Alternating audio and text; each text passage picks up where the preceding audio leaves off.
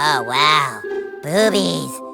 Must have. Must touch. Boobies. South Park The Stick of Truth is quite honestly a phenomenal RPG and an amazing South Park game. We all know this. The game is now, 12 years old? And I still remember the day that I picked it up. I didn't get it on launch, but I did pick it up on a day where the several days after that I was snowed in because we had a major snowstorm here in the UK. So it was fantastic. I completed it over a weekend, and it's the first game I've ever had to do a QuickTime event to dodge somebody's nutsack. I can tell you that. That's never happened to me before in my life.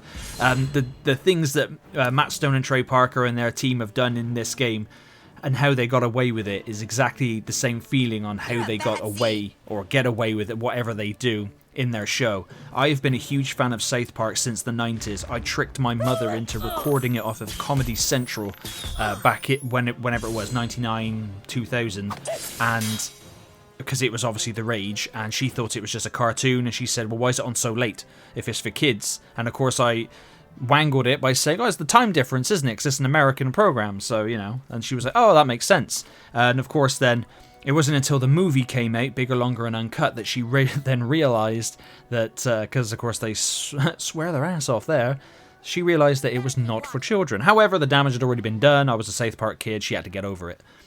But The Stick of Truth is the game that we all wanted. We have had South Park games before, Chef's Love Shack, the South Park game, the South Park Rally.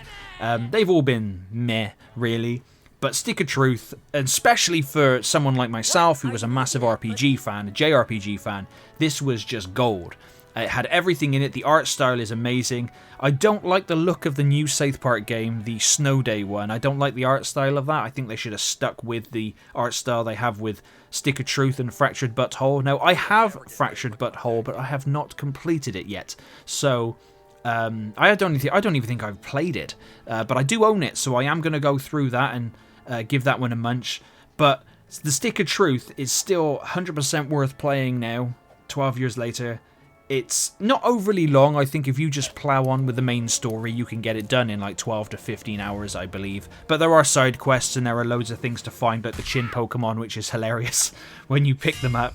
I just like the little jingle that plays. You can go around all the locations that you remember or see from the show, which is really awesome. All the characters are there. Eric Cartman, Stan, Kenny, Butters, which he's always cool. Tweak is there, tweaking about. I haven't watched South Park in a couple of years, but I used to watch it a lot. I used to watch it all the time, and this is one of those games where you just have a smile on your face as you're playing it.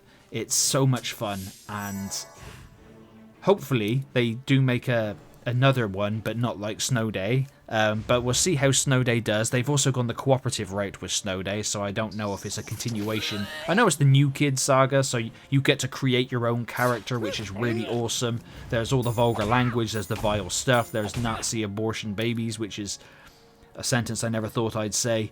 But again, I have a very good sense of humor, so I don't get offended by anything, really. So it's all good. It's all good fun, and they point the fun at everybody, and I especially like it when you go to Canada. It goes all 8-bit, like old NES games and stuff. That's really cool, and I thought that was a good little thing with all the grief that they give Canadians. I don't actually know any Canadians, so I don't know what they're like. I only see them on TV. They seem like cool people. They're part of the Commonwealth, same as us, so, you know, that's always groovy. But let me know in the comments down below if you're a fan of Stick of Truth, or if you've played this one, or if you've never played any of the South Park games. They are RPGs, like I said, so if you don't like the usual turn-based combat and unlocking and skill trees and all that kind of stuff, it's probably not your jam. But it is a really funny game, it's a really fun game, and graphically is just amazing. It is what it needs to be, and that's why it will stand the test of time with gaming. It will age incredibly well in another 10, 20 years. This game will be looked back on and still look amazing, because it's intended to just look like the TV show, and that kicks all the ass. But as always, thank you very much for watching. Damn it, you hallway monitors need to stop playing around! He's got the brass key! He's some kind of dragonborn! Now look, this is detention time, not time to play Dungeons and Dragons! And besides, he's never gonna get inside here because to open the door you need the gold key, and the only way to get the gold key is by getting the silver key. Okay, which even if he has the brass key, he still hasn't made it past the boss level. Okay.